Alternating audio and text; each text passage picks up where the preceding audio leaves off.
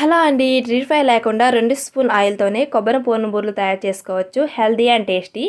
గ్లాసుడు మినపప్పు తీసుకొని వాటర్ యాడ్ చేసుకొని నీట్‌గా వాష్ చేసి మళ్ళీ వాటర్ యాడ్ చేసుకొని 4 అవర్స్ నానబెట్టుకోవాలి.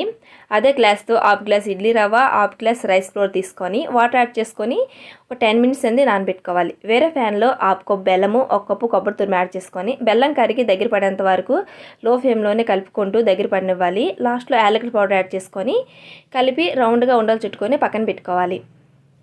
ఇలా నానిన మినపప్పుని మిక్సీ జార్లో వేసుకొని స్పూన్ పంచదార, సాల్ట్ యాడ్ చేసుకొని స్మూత్గా బ్లెండ్ చేసుకోవాలి. ముందుగా నానబెట్టిన ఇడ్లీ రవ్వ, రైస్ ఫ్లోర్ కూడా యాడ్ చేసి అంతా మిక్స్ చేసుకోవాలి.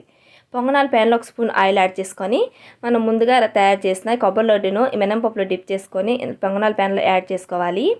అన్నీ ఇలానే యాడ్ చేసుకొని ఒకవైపు కాలిన తర్వాత ఇంకో వైపు టర్న్ చేసుకొని మరోవైపు ఒక స్పూన్ ఆయిల్ యాడ్ చేసుకొని రెండు వైపులో మంచి కలర్ వచ్చే వరకు ఫ్రై చేసుకుంటే హెల్తీ అండ్ టేస్టీ కొబ్బరి పూర్ణ బూరెలు రెడీ అయిపోయినాయి.